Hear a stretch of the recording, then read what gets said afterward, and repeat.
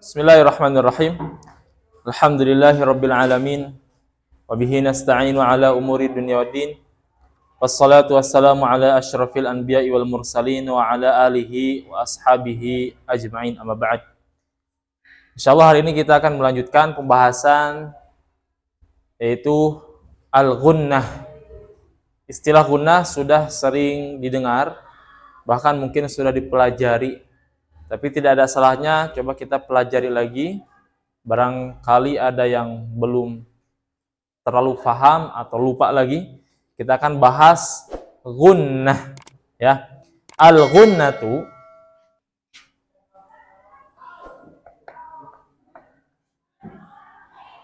para ulama banyak memberikan berbagai macam definisi terkait al-ghunnah. Nah, di sini kita akan mengambil satu definisi yang cukup simpel, ya. Al-ghunnah yaitu sautun yakhruju minal khayshumi la amala lisana fihi. Sautun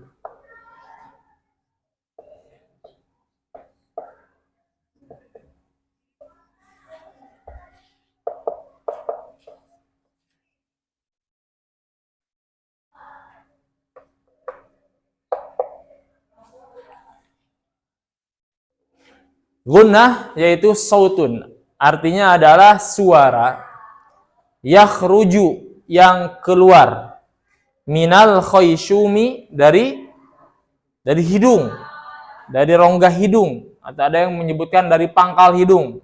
Kita sebutkan secara umum saja dari hidung. Suara yang keluar dari hidung la amala, tidak beramal atau tidak berperan, ya, tidak berfungsi. Lisan fihi, padanya, pada penyebutan ghunnah.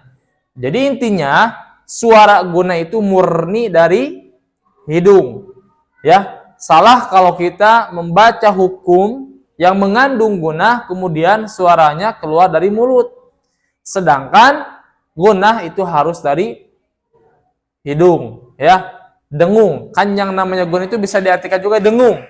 Dengung itu tentu dari hidung. Tidak ada dengung dari mulut, ya. Dengung pasti dari hidung.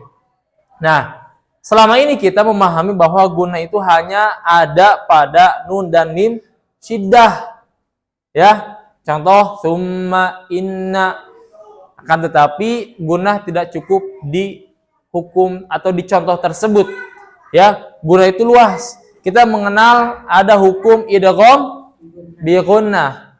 Berarti di idgham ada yang mengandung ghunnah. Ada juga idgham yang tidak mengandung ghunnah. Kemudian hukum-hukum yang lain, ada beberapa hukum yang di dalamnya ada ghunnah.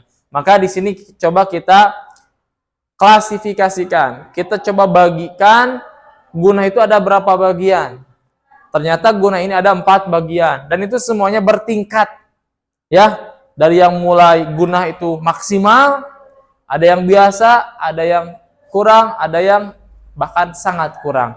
Ya, baik. Ghunnah, ya, di sini dibagi menjadi 4 tingkatan atau 4 bagian.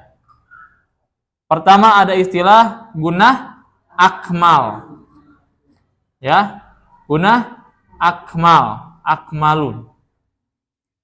Kedua ada ghunnah kamilatun.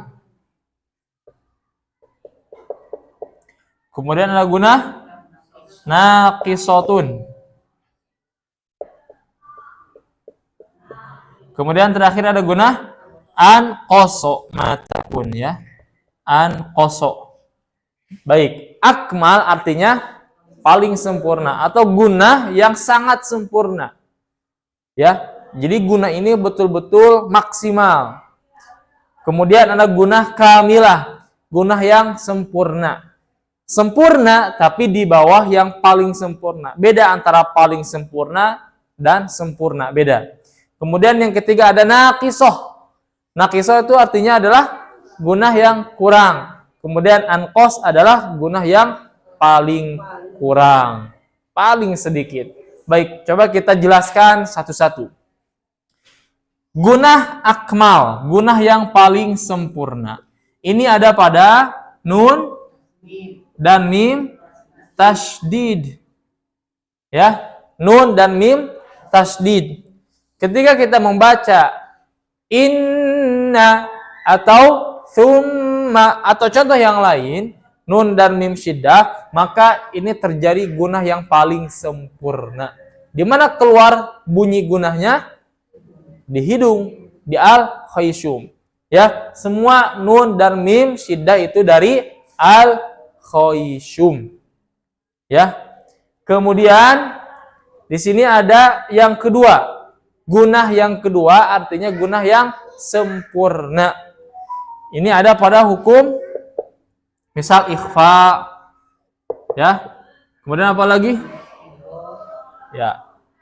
Idgham di gunnah ya, dan yang lainnya. Baik, coba kita perhatikan. Di idgham misalkan, ada contoh di Al-Qur'an, misal man yaqulu. Ya. Man yaqu, ini hukum idgham di gunnah. Ketika kita mengidghamkan nun ke ya, itu harus disertai dengan gunnah. Karena namanya idgham di gunnah. Selain mengidghamkan, selain memasukkan nun sukun ke ya, di sana ada bi gunnah dengan memakai gunnah. Jadi gitu maksudnya. Ya, jadi dengan memakai gunnah. Jadi bukan hanya dibaca maya meskipun ditahan 2 harokat belum benar. Karena tidak ada gunnah, ya. Harus memakai gunnah. Maya harus di hidung. Bukan maya, tapi bukan beda. Ya, antara maya dengan maya. Itu adalah gunnah. Jadi gunnah terdapat juga pada hukum ini. Tapi gunnahnya gunnah yang kamilah, gunnah yang sempurna, tingkatan kedua. Ya. Kemudian contoh lain, misalkan idgham bi gunnah lagi. Miu waro ihim, nun mati ketemu waw hidup. Miu waro ihim. Di sini terjadi gunnah. Gunnahnya gunnah yang kamilah. Dibacanya bukan miwa, tapi miwa. Miwa. Wa-nya tidak gunnah, ya. Wa-nya gunnah atau tidak wa-nya? Tidak. Kalau wa gunnah gimana? Kalau wawunya tetap gunnah, jadi baca gimana? Miwa. Salah. Pas masuk ke waw itu sudah tidak gunnah. Miwa. Miwa, bukan miwa. Ya. Apalagi kalau selesai sampai akhir. Miwaroihim. Nah, itu salah. Ya. Miwaroihim. Nah, jadi di hukum ini juga mengandung gunnah. Gunnahnya adalah gunnah kamilah. Seperti itu. Kemudian yang ketiga, ada gunnah naqisah. Apa arti naqisah? Kurang. Gunnah yang kurang. Itu ada pada nun dan mim sukun. Tapi dalam hal ini adalah hukumnya izhar. Ini nun sukun kan? Manjaqulu, tapi ini bukan izhar, ini idgham. Jadi yang dimaksud gunnah naqisah, nun sukun pada izhar, mim sukun pada izhar. Ya, contoh di dalam Al-Qur'an ada kalimat an'amta. Nun ketemu ain itu hukumnya apa? Izhar. Apakah di sana ada gunnah? Izhar itu jelas. Apa di sini ada gunnah? Baik, katakan ada. Seperti apa gunnahnya pada izhar? Gimana bacanya? Apa ada ditahan 2 harokat? Tidak. Tetap izhar. Karena kalau kita lihat definisi izhar, itu adalah ikhraju kulli harfin min makhrajihi bi ghairi ziyadatin fil gunnati. Ya, bi ghairi ziyadah, tanpa tambahan. Kalau kita baca an'a, sudah ada gunnah dan tidak boleh ditambah. Kalau ditambah gunnahnya bakal jadi an'a. Itu salah. Kita baca an'a, hukumnya izhar, tetap di sana mengandung gunnah, tapi gunanya gunnah yang nakisok, kurang. Bisa kita cek ya, karena gunnah ini keluar dari hidung, maka kita cek lewat hidung. Kita baca an-a sambil ditutup hidung, a, susah. Oh, berarti ada gunnah di sana. Karena ketika dibaca dengan posisi hidung ditutup, tidak bisa. Sumbernya di hidung. Ya, betul tidak? A, susah. Kenapa? Karena sumber gunnah ditutup. Berarti ini mengandung gunnah. Begitu juga mim, sukun. Ini idhar syafawi. Seperti itu.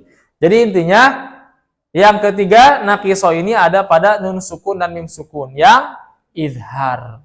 Ya, kalau nun sukun, in idhar halqi. Kalau mim sukun, idhar syafawi. Ahsantum.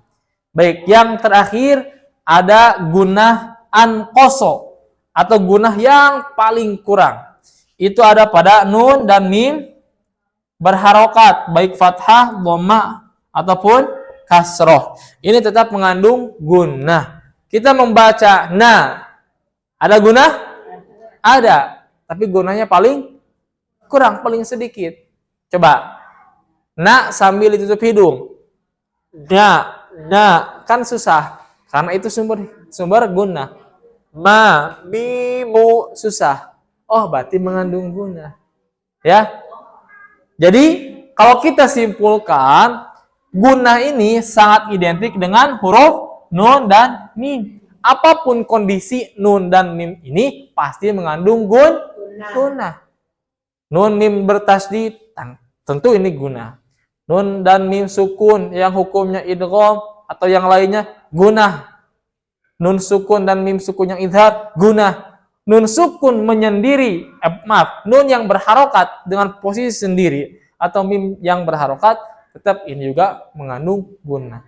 Jadi apapun kondisi nun dan mim pasti mengandung gunnah. Makanya nanti kalau kita mempelajari sifatul huruf, ya, nun ini masuk ke sifat gunnah. Tapi ada juga yang memasukkan bahwa nun dan mim al-khayshum ini adalah makhraj. Karena senantiasa berkaitan. Ketika penyebutan nun dan mim itu hidung pasti ikutan. Al-khayshum pasti berperan seperti itu. Nah, jadi inilah pembahasan seputar gunnah. Kurang lebihnya seperti itu secara singkat, ya. Baik, silakan barangkali ada mau yang ditanyakan. Cukup? Alhamdulillah. Baik, barakallahu fikum. Itu mungkin yang bisa disampaikan untuk pertemuan kali ini. Assalamualaikum warahmatullahi wabarakatuh.